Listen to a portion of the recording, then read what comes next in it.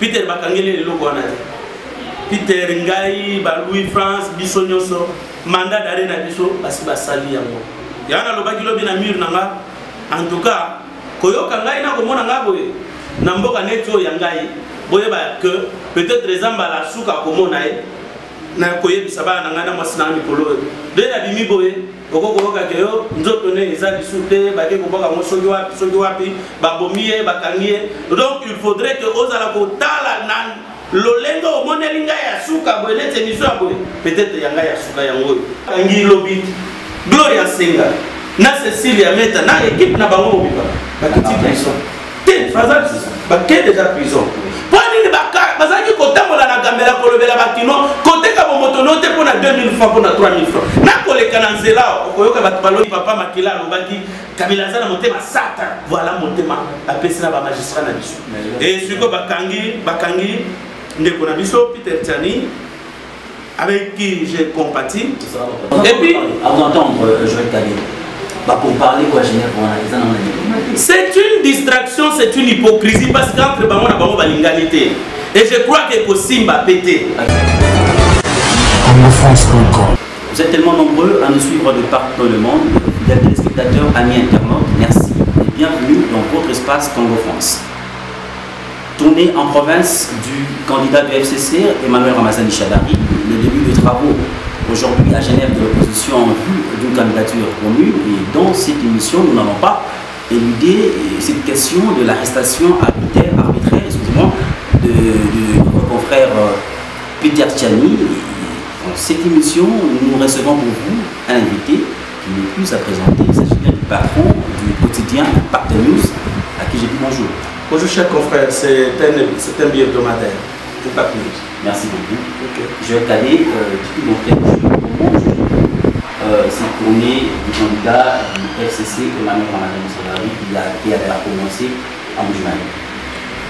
Bon, la tournée, vous comprendrez d'abord que nous sommes en train d'aller vers une dictature très sanguinaire. J'avais dit aux opposants comme aux membres de la société civile qu'on ne part pas aux élections avec un dictateur, avec un assassin, et aujourd'hui ils peuvent nous donner raison. Nous sommes en train d'aller aux élections avec un dictateur qui va nous imposer sa dictature. Le personnel politique, le président de l'Assemblée nationale, premier ministre, mandataire de l'État, sont dans la campagne électorale d'un des candidats. Et pourtant, la loi électorale, je crois, l'article 35, interdit qu'un parti politique puisse utiliser le personnel politique et les moyens de l'État. Mais vous verrez que, avant que Shadari ne descende à Moujimani, c'est d'abord le Premier ministre et les membres du gouvernement, avec les moyens de l'État, avec le personnel de leur cabinet. Parce qu'il faut comprendre par personnel de l'État, suivant la loi de 2002, signée toujours par Joseph Kabila, portant les statuts de personnel de carrière, de l'administration publique, et membres de l'État, et personnel de l'État, donc les députés, le ministre, les membres de leur cabinet. Tout l'État congolais a été déplacé pour préparer l'arrivée du candidat Shadari à Moujimani. C'est donc toutes les institutions qui se font. Toutes les institutions, ça veut dire, comme je l'ai dit sur mon mur Facebook, que le gouvernement avait démissionné pour descendre à Moujimani, préparer l'arrivée d'un candidat. Heureusement que les Kassaïens, il y a eu les ancêtres, les larmes de Tshisekedi ne pouvaient pas permettre que Shadari soit arrivé. Il a été accueilli par une pluie qui n'était pas annoncée par la météo. Et vous avez vu que ce sont les ancêtres qui ont tenu à ce qu'il ne soit pas accueilli. Mais voilà, c'est là aujourd'hui c'est une distraction dans la mesure où aujourd'hui Beni est vide. Si vous avez suivi les informations aujourd'hui, Beni d'abord tous les villages, parce que Beni c'était Beniville et quelques territoires environnants. Mais aujourd'hui, les territoires environnants, donc Beni, où il y avait les villages, cités, étaient déjà vidés avec les tueries. Et aujourd'hui, Beniville est en train d'être vidé. On dit aux gens, si vous ne quittez pas, Beni a déjà été vendu. C'est l'intox. Je ne sais pas si vous avez suivi l'interview ce matin sur la radio de la MONUSCO, la Radio Kaby. Et donc, on intoxique les gens pour qu'ils quittent la ville, que si vous restez, on viendra vous tuer. Et c'est vrai, on a tué hier, on commence à enlever les petits-enfants. Et de quelle manière on tue? On ne tue pas comme a été tuée ma mère, avec juste une balle, 30 secondes. Quand c'est un coup de balle qui a atteint l'organe le plus grave, vous mourrez dans moins de 30 minutes, dans 30 secondes. Mais non, on doit vous dépêcher comme on l'a fait avec Khashoggi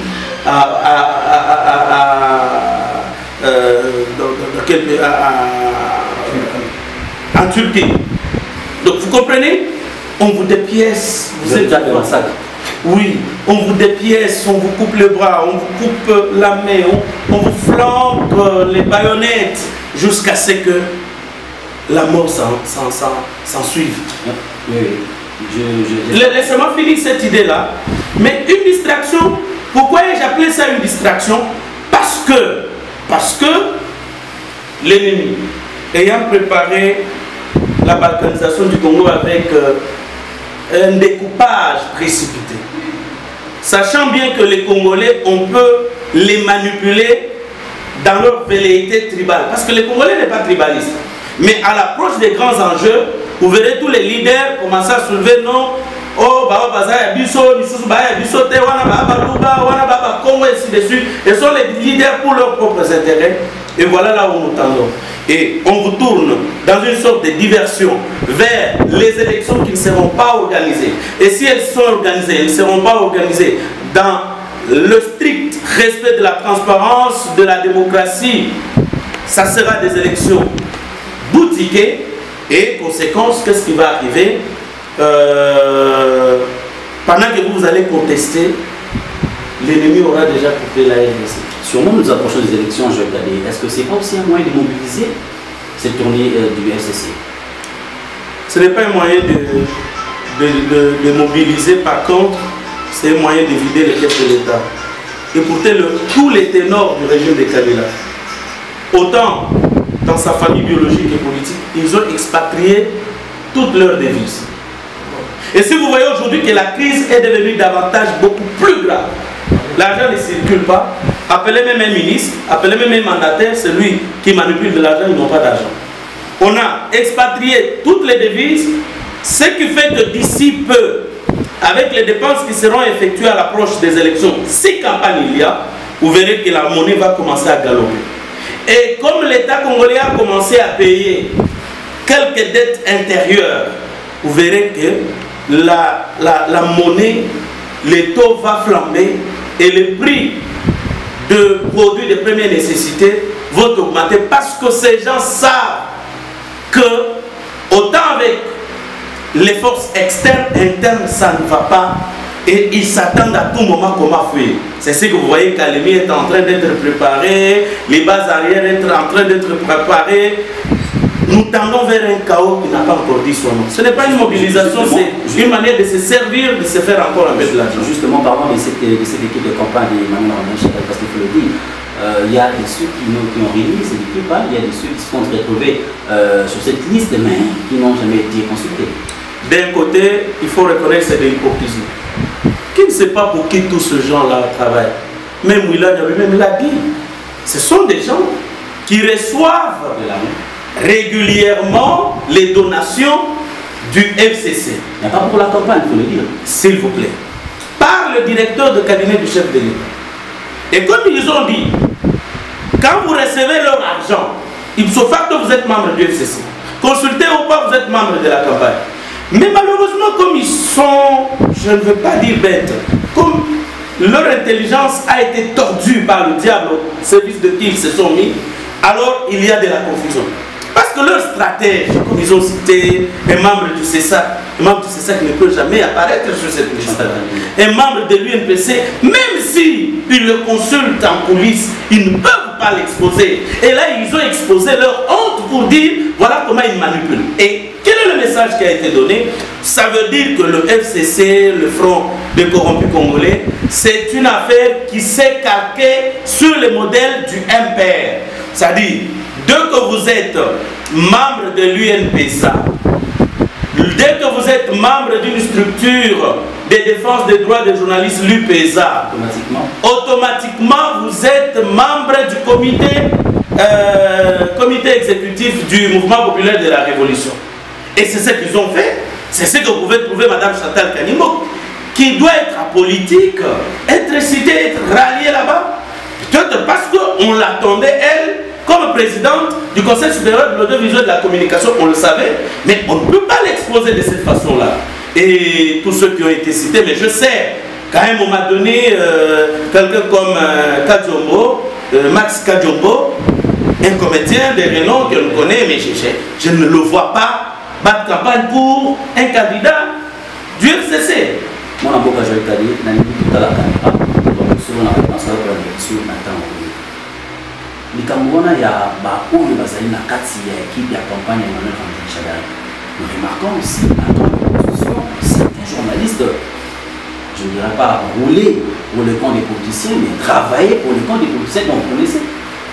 Tata, obi na poka na biso kabila yebi biso ennemi ya yebi biso lelo kende na Rwanda okuta ndeko na ngai André Romé Kambala otikuna na Rwanda ya pas longtemps akutaki na direction na ministère des Affaires étrangères et ali na direction netka ndeto ali na moboya direction mobimba iza Congo RDC kuna nde ba kotanga ka comportement ya ba congolais alingi Congolais alingi ambiance, Congolais alingi basi, Congolais alingi lokumu, Congolais alingi komela. Donc il faut qu'aba corrompre na moi bière, na moi masanga muke, na moi moisi, na bapese moi mutuka moko na ba garde du corps, na cortège misak mibale ateki bomoto na ye. Na ngambi opposition.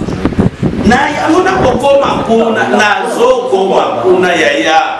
Yango moni bando bakangi lobi. Gloria Senga, na Cecilia Meta, na équipe na bango biba, bakiti prison. Té, baké déjà prison.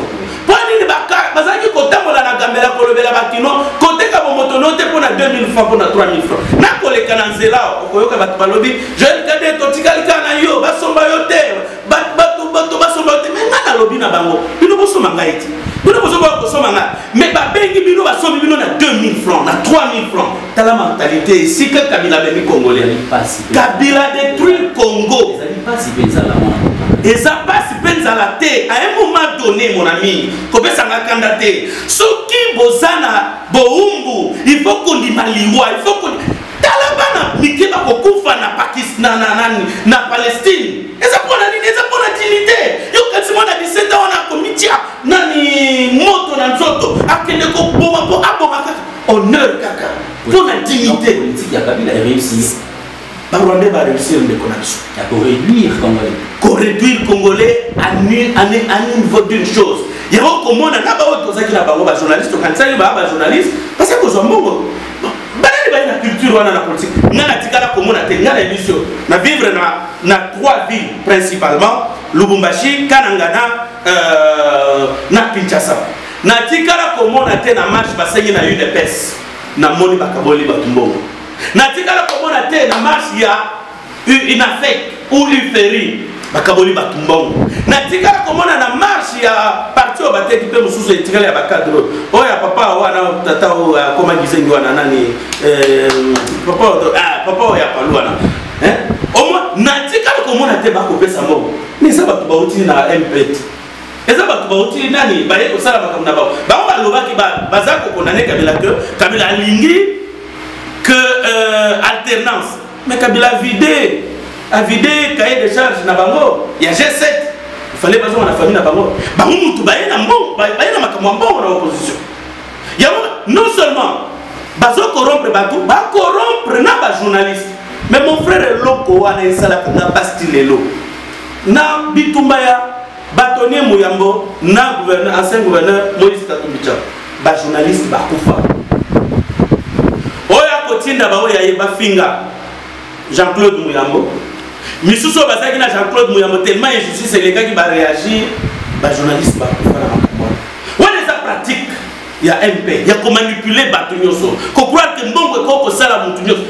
Na katanga na yebi bana mitenga na yamba na presse na banda presse na katanga na 1998 bano ba comment la presse ka pona mbongo mike mike et tant que zo pesa bino a minimiser bino baké. Je connais des gens qui ont perdu le travail. Je connais des gens qui sont morts. Il y a un moment parce que le journaliste doit être caractérisé par la neutralité et l'objectivité. Par contre, il y a une tribu. Nzala ememi wapi kozwa ni solomike soko zuni solomike obeti mwa babo ale otomboki obandi kofinga okoti na makamba tribu ainsi de suite.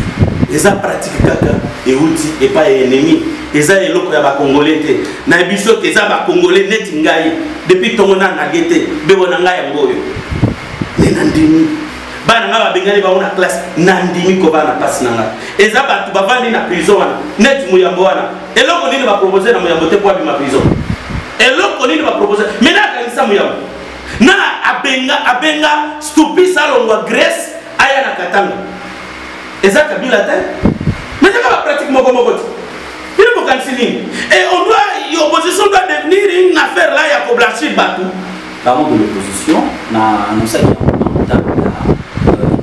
que le lot de l'opposition va à Genève a envie de dégager une candidature commune pour l'élection à venir. Est-ce que il faut pas qu'il y ait une ville occidentale où on va se servir dans le ville de prédilection pour s'inspirer et puis dégager une candidature commune bien copier aux appels par rapport parce que tout le monde est dernièrement à un meeting de l'opposition moi Jean-Pierre Bemba a intervenu qui parlait à vidéoconférence et puis a intervenu par le même moyen. Est-ce que réellement c'est par là ou bien c'est là où c'est là qu'il faut partir pour s'inspirer et puis dégager une candidature commune? Pour parler de ce stade il est à l'étranger pour nous à Sun City, à Tatanarivo, Lusaka, Gaborone, et c'est des chez toi dans les Alicante. Dans le cas il y a une vidéo d'ailleurs qui exhume ces souvenirs. Tout ça, vidéo pour la candidature commune. Dans cette vidéo, les opposants ne sont pas obligés de dégager une candidature commune. On peut aller comme ça et puis remporter les élections. Est-ce que nécessairement il faut qu'on s'arrête ensemble pour la alternance socialiste? Et comme ça, il faut que nous ayons une démocratie. Tant que nous avons la démocratie en 1990, Mobutu a dit que la démocratie est multipartisme à partir de Batubaboyaki, ainsi de suite. Il fallait tous à partir de gauche, partir de droite, partir de centre. Batubaboyaki, Balukaki, multipartisme. Multipartisme, mes amis. Nous avons créé parti, nous avons créé parti, nous avons créé parti satellite, soit il y a eu des personnes qui ont le Parlement, soit il y a eu le Parlement, soit parti satellite, il y a eu un pouvoir, non, ce qu'on s'allie parti politique va définir ça comme une association des individus autour d'un idéal, partageant un idéal. Et pour partager cet idéal, le concrétiser, vous avez des politiques communes. Et ces politiques communes-là vous conduisent à conquérir le pouvoir pour l'exercer. Parce qu'on a créé qu'à partir au Béboye, pour qu'un parti politique, des câbleaux. Mais parti politique, ce qu'on crée, ils apposent au pouvoir. Pouvoir en gros, à la députée, il faut aller colo. À quoi ça tombe? Alors, ce qui fait que l'idée, il y a la candidature unique de Outande dans le bateau de la majorité présidentielle. Et ça, l'idée, il y a opposition. Il y a un basala qui va Christophe Lutundula, va réduire le scrutin présidentiel de 2 tours à 1 tour. L'élection en RDC est tribale, est ethnique, est régionale. C'est faux. Ngayo, na bureau na ngayo, na lia kana Louis France pour ça. Na yeba kazaka muto wapi. Quand Mikolonde na moni parce que bandi komi préparer pour que l'élection na mboka na ye, ne abandio na notable ya bandulu. Mais kala nyoso na tikala koyeba aza ekolo milité. Na nenga za wana tikala pe koyeba na za ekolo milité. C'est important. Mais ndenge na lobaka minoko nyoso, eza bosuba kanisa na za muluba, muso na katange, muso na za kamuteke, tout ça moi je préfère être congolais. Alors, likambo eza wana eza nini? likambo uta kaka pe ipana ba soko yoki caméra lobi abite ngai nde nazo régner na rayon d'influence ya dauphin. C'est faux et archi faux. Na lobaka congolais azala tribaliste. Mon frère bimaka kamboka na biso oyo zala na Zambie, zala na Angola, zala na Afrique du Sud pour la biso dostobima tuna Romain André Kambala ne o abima wana yo kaka kamuto koloba lingara comme tu vas ressentir l'amour de la patrie. Bon nous sommes basés na diaspora wana mulu bazate mukongo azate muswahili azate papa mulu bazate. Est-ce que l'opposition est infiltrée? Tika toyo kanana nuna likamwana. Est-ce que l'opposition bima kene na diaspora zela na kokoma wana bima kene na diaspora okomona mulu bazate muswahili azate munani mungala azate bango nyonso balaka bana mboka eloko esalisaka biso mingi eya lingala na biso o comprendre oyo mwana mboka tozalaki na Willy Akonda na Kampala toza atalika abi o mwana mboka déjà l'homme a tressailli Willy Akonda va défendre le pouvoir l'homme a tressailli tobeti masolo toke tovandi maintenant tunie oza colonie mais ezakaka influence ya ennemi rwandais nde akotse eloko ote bazaba tribaliste bon eza eloko moko babongisa ngo kala na ba belge pour créer la division ethnique nani Mobutu à comprendre que ndeza yi faiblesse nde o monaki abandaki ba transmutation ya batu bandala kasa la boko ko za gouverneur na Kivu mbuzuzi wa Mbombo gouverneur na Baku Bazaïr Kondevila Kikanda gouverneur na Nord Kivu ce qui fait que tribalisme kitaki s'entend qu'il faut akende nde c'est là si ça idée on a eu cessé de tirer à boulot sur le Rwandais.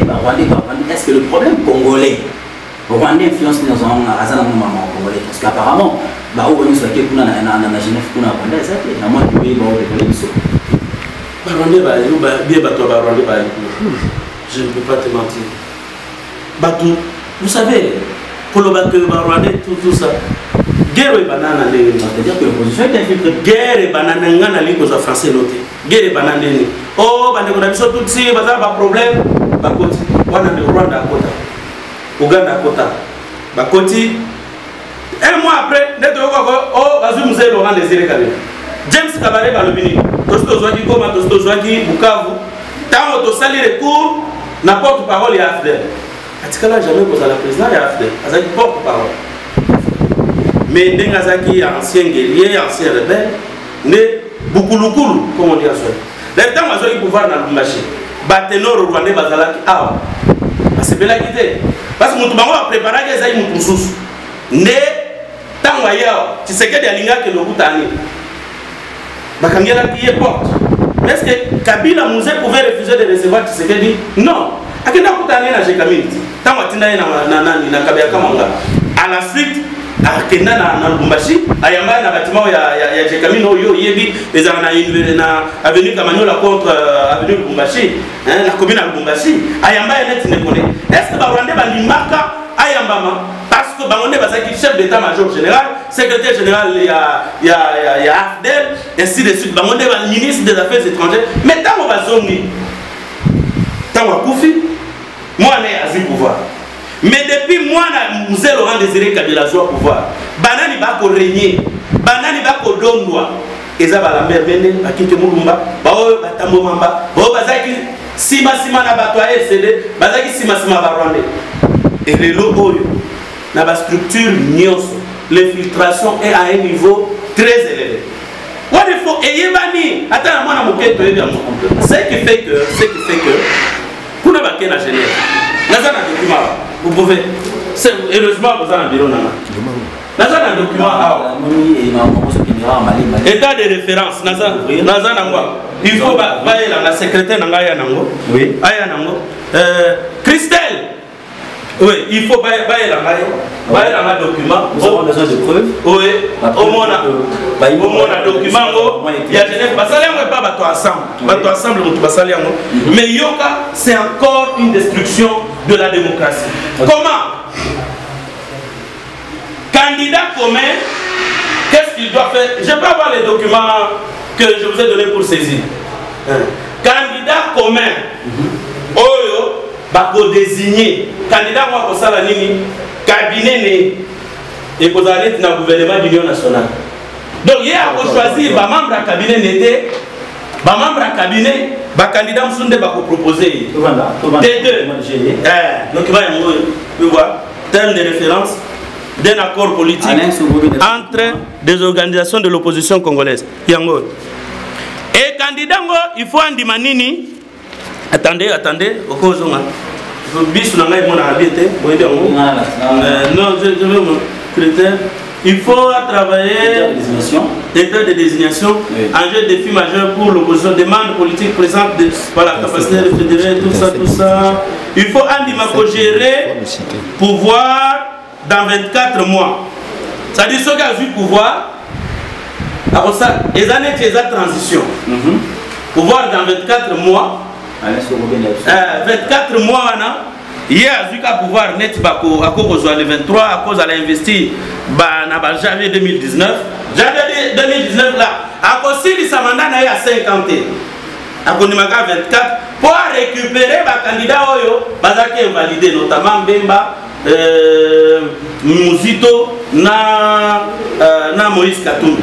Donc ça sera juste la transition. Il doit accepter ça. Donc, et puis, avant d'entendre Joël Kadé, pour parler quoi, c'est une distraction, c'est une hypocrisie parce qu'entre Bango et Bango, l'ingalité. Et je crois que Simba pété. Comment est-ce que, parce que, qu'est-ce qui va se passer, mon frère? Parce que Balobi, Louis-France Musiquès a eu pouvoir. Il y a ça, le gouvernement n'était pas de l'ébattre.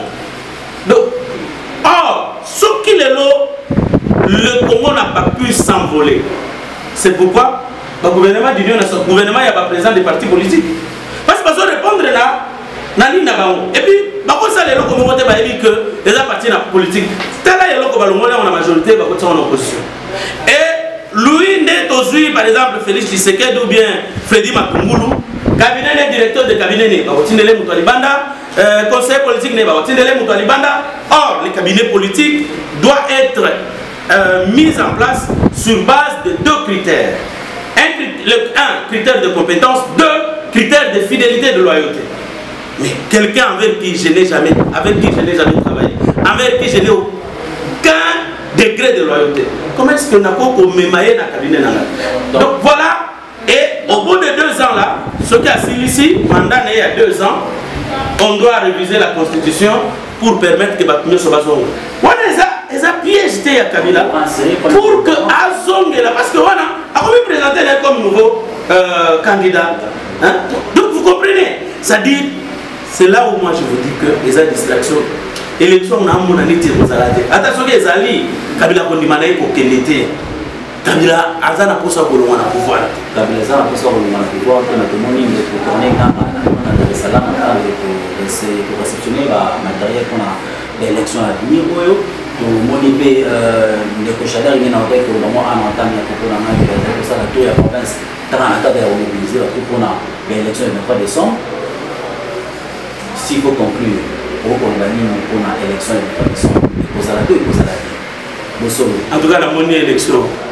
Na lolenge kokende makambo na moni ekozala te to miso ko kana théâtre théâtre pour batubena na relation internationale diversion na géostratégie ezali batindiki bino attention esika mususu pendant que ennemi azo préparer balkanisation ya mboka na biso yango zo mona mikolo ata ni opposant ni société civile mokusu atelemela likambo ya benité mais bako boma continuer ko boma la fois dernière bazwa ki 80 personnes bande kuna biso utu bauti masisi bakena ituri bakangi bangona ba hache na ba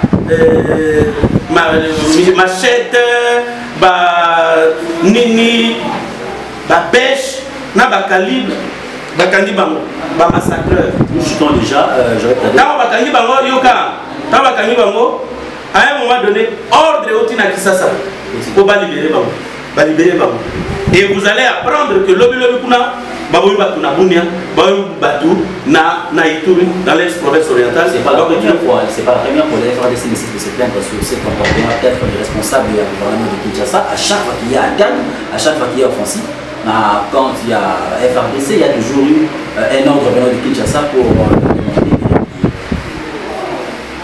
ensemble. Bakamaki confrère de Peter Tchani, ou Azali, aux arrêts, d'ailleurs il y a des journalistes qui ont marché aujourd'hui pour réclamer sa libération, vu procédure et arrestation jugée peu louable. Est-ce que vous avez un moment pour à propos de l'arrestation, il y a un économiste pour ça, là, il y a un solo. Le problème n'a pas condamné dans le Cameroun, et la justice n'a pas. N'a pas nyonso justice et la kiti, il y a la presse. C'est-à-dire ceux qui pressent à passer les Cameroun. Nous va mener dans enquête. Les Cameroun, tout ça, nous avons des années. Les Cameroun, scooper de ces avant la côte dans le Cameroun, à l'obé les années. Natibala Bongo et Bungi, 400 000. D'abord 100 000 et puis 300 000 dollars américains. Est-ce que la loi n'a pas permettre de mbongo et belé boy dans notre té?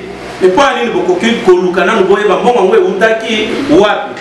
Ezai pona musala nini? Bongo et bungi na ndako achibala. Ye moko bato ba vandi na ndako ba onoko ba nini parce que oyebi tango lekaki premier ministre ba tunyoso bazaki na village ba yaki na ndako. Bongo et bungi, tango bongo et bungi ba dite batuni tuni bato nyoso ba wanga. Magicien, comme on va croire qu'il y a magie. Tant que magicien est un bracelet, ici dans le bord on a membre ya famille. Tant que comme dans le bord il y a moi na Chibala. Lolenge scooper de à lobby, nana ni à lobby, bisoto vérifier en côté, et ça va sous na bango tu balobé la ki bango. Tant que comme dans le bord il y a moi na Chibala et kangani. Moi na ngolo ni oyo a violaki moi na moi si a mineur. Moi, il y a ancien vice-ministre, il y a finance. Allez, je vais la bengani, moi, nanda. Les Cambouibimi, scooper de ces moutous à combien? Mais qu'est-ce qu'un procureur général de la République, Kalinga, qui a ça là, il fallait nous kokanga Chibala. Quand on a Chibala, mon ou Tiwapi, et ça qui a moussala nini. Et ça quitté que, minute d'oyo, Binobo Kangaba, va dénoncer les Cameroun. Tala, monde à l'inverse. Et ça n'est pas baleka gloire wana. Bazo bunde la biso nyonso congolais côté Kambogate mais bakangi bango na landi oyo vraiment azana poids net ya pai olenga encore. Oh Joël bakobima au monde bakena prison te. Bazeli biso ta mbule ko noka. De bazu bana bakoti na camion bakotika bango na prison. Misusu bazaki na ba examen ya deuxième session basali ya moté. Tala batu niveau ba komi ya makanisi ya Satan. Oyo tato ya ba banda ko gumba mela nani ngambe lelo alobaki papa makila alobaki kabila zana motema Satan. Voilà motema apesina ba magistrat na biso. Et siko bakangi ndeko na biso Peter Tchani avec qui j'ai compati. Na yebi que eza passe mingi Peter bakangi lelo kona. Peter Ngai, Louis France, Bissonyoso, mandat d'arrêt na biso, asiba sali yango. Yana lobaki lobi na mur nanga. En tout cas, koyoka ngai na komona ngaboye. Na mboka neto ya ngai, boye ba que peut-être ezamba la suka komona e. Na koyebisa ba nanga na mwasina mikolo. De la bimi boye, okokoyoka ke yo nzoto ne eza bisute, ba ke koboka ngo soki wapi, ba bomiye, ba kangiye. Donc il faudrait que ozala ko tala nan Lolengo au monelinga ya suka boelete miso boy peut-être yanga ya suka yango. Alors bosala nga bolam tant na bomoy boluka kate boya ko intervenir na mi ya Facebook je compatis repose en paix na kotanga ngote na komona ngote tant ya bosala nga bolam yango soko za posa bosala nga bolam bozana diaspora zawa Peter Tchani mais malheureusement bazoué na mbeba ya yete eza scooper DC s'il faut établir les responsabilités suivant les codes pénals pour que les mouvements pour la formation à journaliste responsable pénal des auteurs et articles au niveau supérieur des directeurs de la publication il fallait bakanga en dehors ya owana na niveau ya Peter ezaye mutatanga ki papier te ezaye muta présenter ki journal te en principe il fallait bakanga directeur de programme ya CCTV et Sika magazine elekaki na muto a présenté le journal.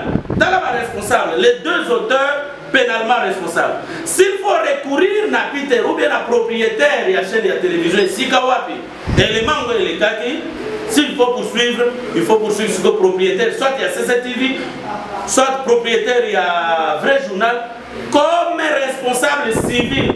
Et on est à niveau nini, à tribunal en cas de dommages et intérêts. Donc on comprend. Mais pas la biso et mandat d'amener et yaka d'abord après le mandat de convocation, mandat d'arrêt normal, deuxième mandat batineli oyete, mandat de comparution, yamoko yaliboso yami balé ce que mandat d'amener ba memakango na justice na biso selon la loi pour dans le trois cas. Premier cas, mutongo boyebi ndako nete. Boyebi adresse nete. Peter Razana bureau et sika bazoela qui est après 18h. Peter Razana ndako batoaner nyoso na demia bayebi bandako na biso nyoso. Donc tokoki ko bomba maté. Deuxième élément, mutuango il y a crainte de fuite à quoi kima. Peter à quoi kima mboka oto.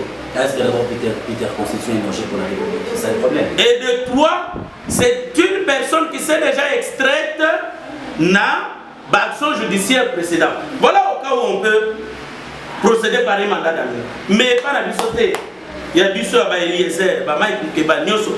Ba mandat da biso, mandat d'amener ezaka kuna déjà na babiro na bango. Ba kozela ka o sala mbeba. Ba bimiselo ba bengeli o ba mercenaire juriste, ba sali o plainte, net plainte wana ezaka soki kapia mais que meka o on éviter, il faudrait qu'il établisse na